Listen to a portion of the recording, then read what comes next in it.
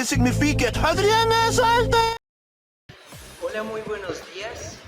En esta ocasión, de parte de la materia de conciencia histórica en el bloque 2, nos encontramos en un conversatorio con la presencia de Edwin, Oscar, Alex, Russell, Omael y su servidor Llorel, del primero B, para hablar un poco acerca del antes y después del México moderno. En estas instancias vamos a hablar acerca de las leyes de reforma de la Constitución de 1856, acerca del porfiriato. Vamos a hablar un poco primero acerca de las leyes de reforma y para esto me gustaría empezar hablando yo acerca de la causa principal. La causa principal de las leyes de reforma fueron un sistema que estaba en crisis porque se mantenía como si todavía siguiera en la colonia. La iglesia y el ejército tenían fueros que los alzaban por encima de la ley y por ciertas leyes que había las tierras no circulaban, por eso a medida que no podían circular tampoco podían progresar. Ya muchísimas cosas se sumaron y encabezados por Juárez, los liberales iniciaron las leyes de reforma.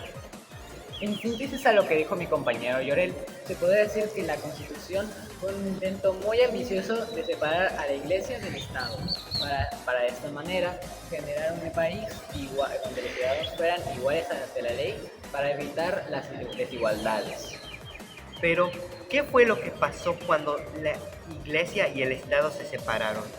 Cuando la Iglesia y el Estado se separaron, el gobierno se empezó a meter en asuntos como por ejemplo el matrimonio o el registro civil. Y también al querer vender tierras, terminaron despojando a muchas comunidades indígenas. También, no sé de memoria. De nuevo, sí, es que se me trabé. Además, Russell, estás hablando de las cosas de porfiriato, cabrón. No, están hablando de la... Están hablando de despojo de tierras y sí, cierto. los babosos imbéciles Es que como nosotros. me quedé trabado en la era del porfiriato. Ay, Dios mío. Hasta Alex, que está hablando del matrimonio. Eso no lo digas, perdón. Alex. Eso lo decimos nosotros. ¿Qué cosas trajo? Se dicen las consecuencias. ¿Qué es una consecuencia? Vamos a empezar de nuevo. Perdón. Hola, muy buenos días. En esta ocasión, de parte de la materia de conciencia histórica en el bloque 2, nos encontramos en un conversatorio con la presencia de Edwin, Oscar, Alex, Russell, Omael y su servidor Llorel, del primero B, para hablar un poco acerca del antes y después del México moderno. En esta ocasión vamos a hablar acerca de las leyes de reforma y la Constitución de 1857 y el porfiriato. Para empezar vamos a hablar un poco de las leyes de reforma y la Constitución de 1857 y para eso me gustaría empezar hablando yo acerca de la causa principal. La causa principal de las leyes de reforma y la Constitución fueron un sistema que estaba en crisis porque se mantenía como si siguiera en la colonia. El ejército y la iglesia tenían fueros que los alzaban por encima de la ley y por ciertas leyes que había. Las tierras no circulaban y al no poder circular las tierras, la economía de México no podía progresar en esos momentos. Hubieron muchas leyes, muchas causas y ya que todo se sumó, encabezados por Juárez, los liberales empezaron las leyes de reforma y la Constitución.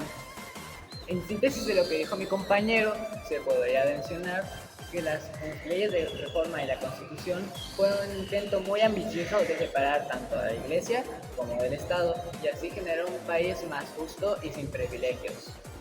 Pero, ¿qué fue lo que pasó cuando la Iglesia y el Estado se separaron?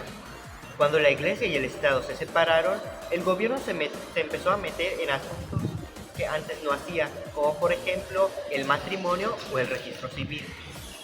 Y también al querer vender tierras para activar la economía, estos terminaron despojando a muchas comunidades indígenas, creando así los latifundios que después trajeron problemas.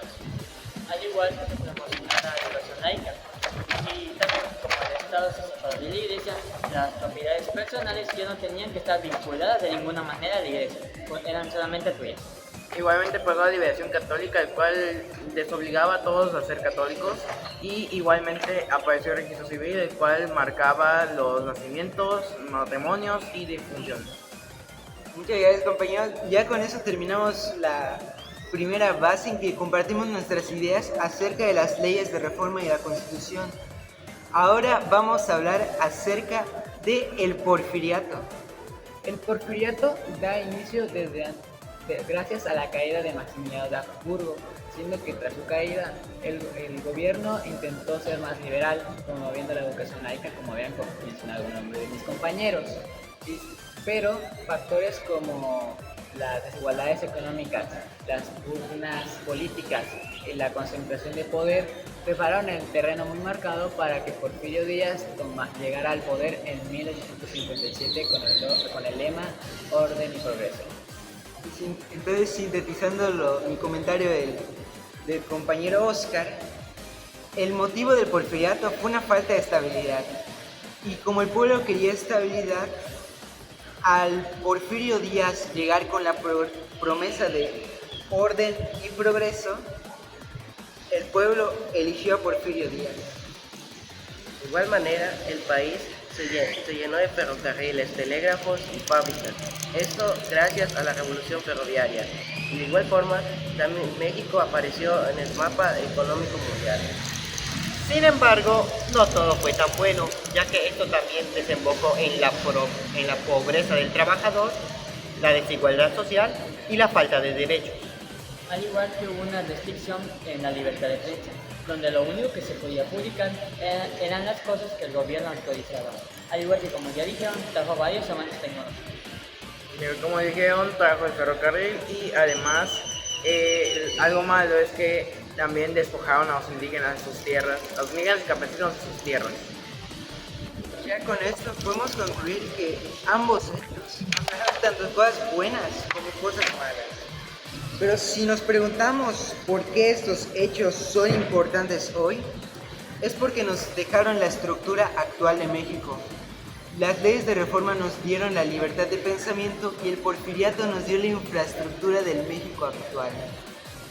Asimismo, nos dio la idea de que el progreso no sirve si no hay libertad política.